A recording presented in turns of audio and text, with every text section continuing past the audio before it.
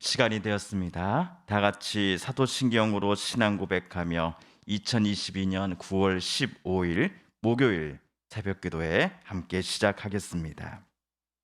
나는 전능하신 아버지 하나님 천지의 창조주를 믿습니다. 나는 그의 유일하신 아들 우리 주 예수 그리스도를 믿습니다. 그는 성령으로 잉태되어 동정녀 마리아에게서 나시고 본디오 빌라도에게 고난을 받아 십자가에 못 박혀 죽으시고 장사된 지 사흘 만에 죽은 자 가운데서 다시 살아나셨으며 하늘에 오르시어 전능하신 아버지 하나님 우편에 앉아 계시다가 거기로부터 살아있는 자와 죽은 자를 심판하러 오십니다. 나는 성령을 믿으며 거룩한 공교회와 성도의 교제와 죄를 용서받는 것과 몸의 부활과 영생을 믿습니다. 아멘.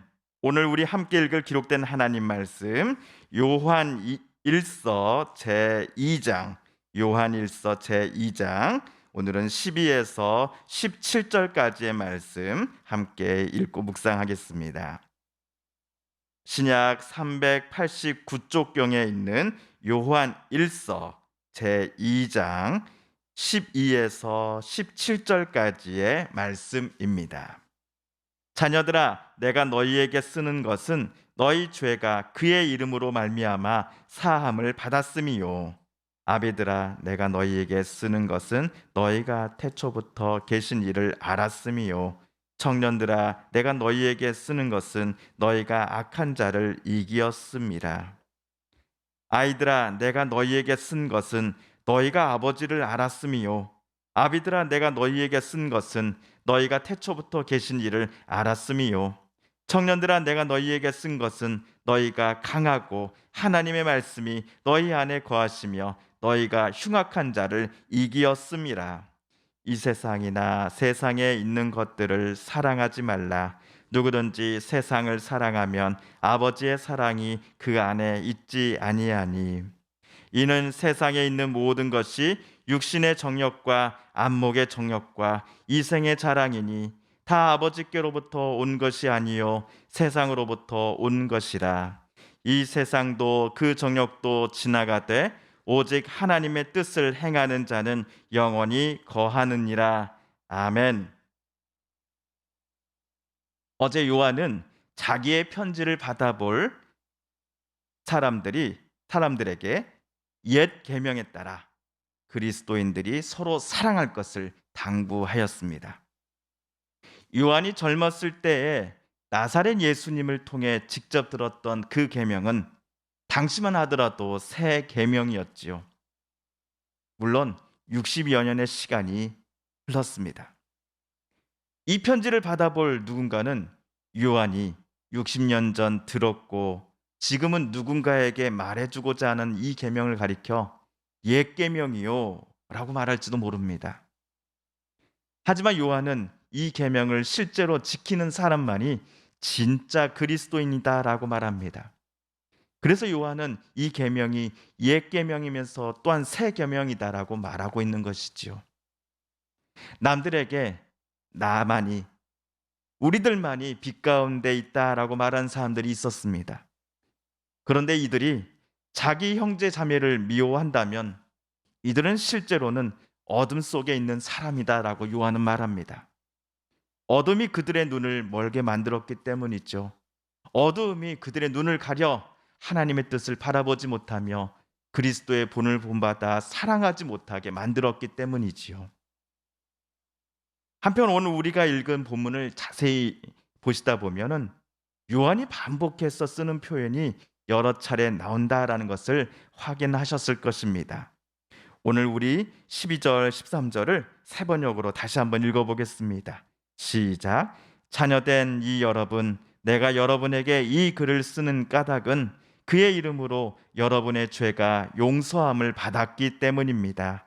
아버지 된 이 여러분, 내가 여러분에게 이 글을 쓰는 까닭은 여러분이 태초부터 계신 분을 알고 있기 때문입니다. 젊은이 여러분, 내가 여러분에게 이 글을 쓰는 까닭은 여러분이 이미 악한 자를 이겼기 때문입니다. 세번역 내가 여러분에게 이것을 쓰는 까닭은이라는 표현이 우리 개역 개정 성경에서는 내가 너희에게 쓰는 것은으로 표현되고 있습니다. 12절에서 한 번, 13절에서 두 번, 그리고 14절에서는 무려 세 번씩이나 내가 너희에게 쓴 것은이라는 표현이 등장하지요. 그만큼 오늘 2장에서 백발의 요한이 그의 첫 번째 편지를 왜 써야만 했는가에 대해 말하고 싶은 이야기들이 많았다라는 것을 우리는 알 수 있습니다. 먼저 12절에서 요한은 자녀들에게 편지를 쓴 이유를 밝힙니다. 너희 죄가 그의 이름으로 말미암아 용서함을 받았기 때문이다. 여기서 그의 이름이란 누구의 이름입니까? 예수님의 이름이지요. 하나님의 아드님이시요 사람의 몸을 입고 이 땅에 오신 그분이요 요한이 그리고 그의 동료 제자들이 직접 만나고 뵙고 가르침을 받았던 그분이지요. 사람과 하나님 사이에 화목제물이 되시고자 십자가에 달려 돌아가셨으나 죽음을 이기고 부활하신 그분 예수님께서 여러분의 죄를 하나님이 용서해 주시기를 간청하셨고 실제로 하나님께서 아들의 간청을 흔쾌히 들어주셨음을 요한은 계속해서 말하고 있습니다. 그래서 예수의 이름을 의지하는 자들은 다시 하나님과 사귐의 교제를 나눌 수 있게 되었습니다. 우리가 기도를 할 때마다 마지막에 예수 그리스도의 이름으로 기도합니다 라는 고백으로 끝나는 이유가 여기에 있습니다. 2장 1절에서처럼 예수님은 하나님 앞에 서고자 하는 우리들 모두의 대언자여 변호인이 되어주시기 때문입니다. 그러니 어떤 사람도 예수님을 의지하지 않고 하나님 앞에 곧바로 설 수 없습니다. 물론 우리는 죄로 인해 종종 넘어지는 연약한 존재임에 틀림없습니다. 그러나 우리의 연약함을 솔직히 고백하며 예수의 이름을 의지하면서 하나님께서 주시는 빛 가운데 살아가고자 하는 이들을 예수님은 도와주십니다. 이런 그리스도인들을 예수님은 하나님 앞으로 인도하십니다.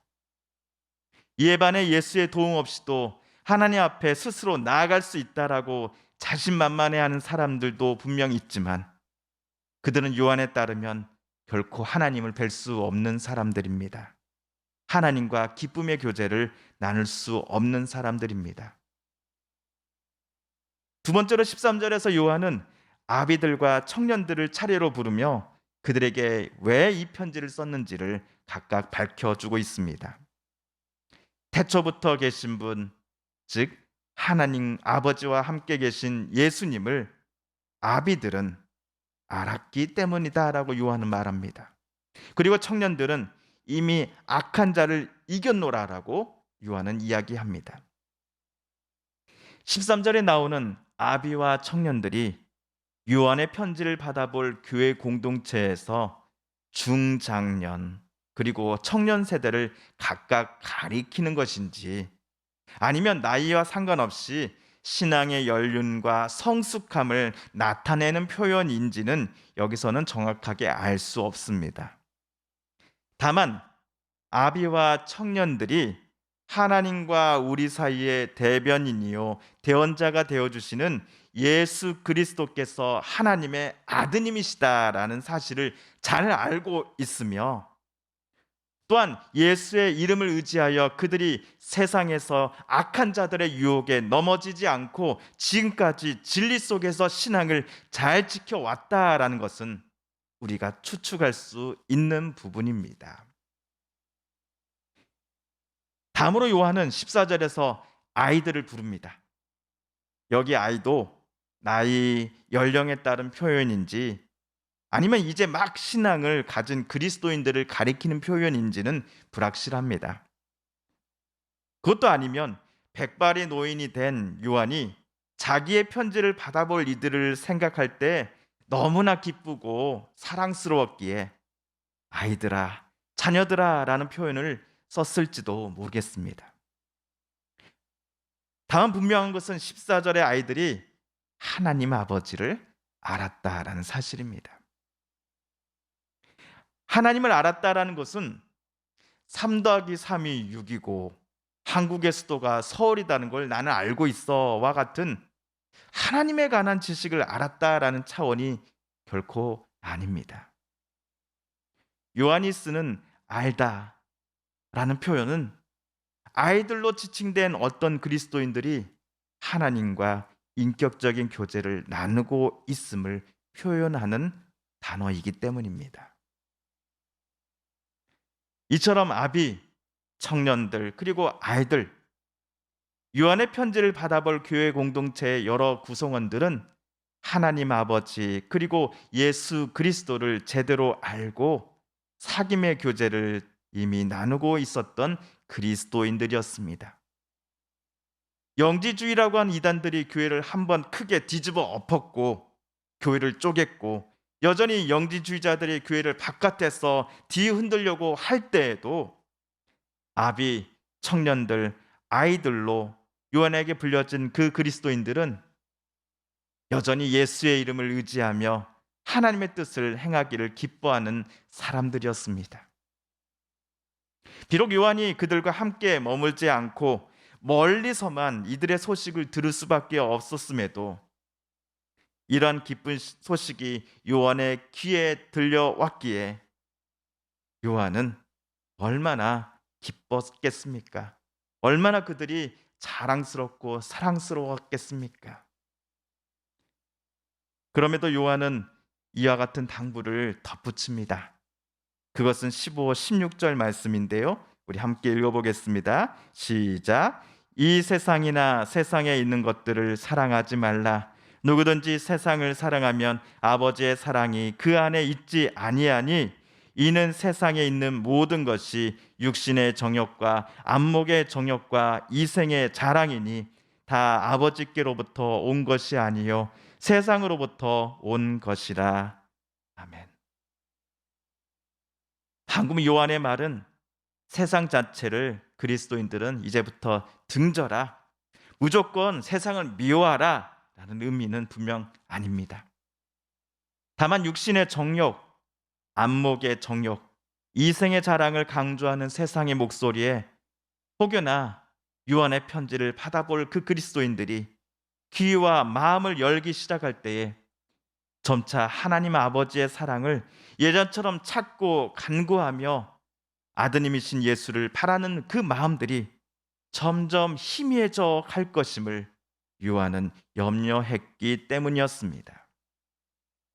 이단들의 공격은 지금까지 잘 막아냈는지는 모르지만 정작 하나님의 뜻과 마음과는 전혀 상관없는 세상의 유혹과 정욕의 자랑들이 그 그리스도인들로 하여금 하나님으로부터 멀어지게 만들어 버릴지도 모른다라는 것을 요한은 걱정했기 때문이었습니다.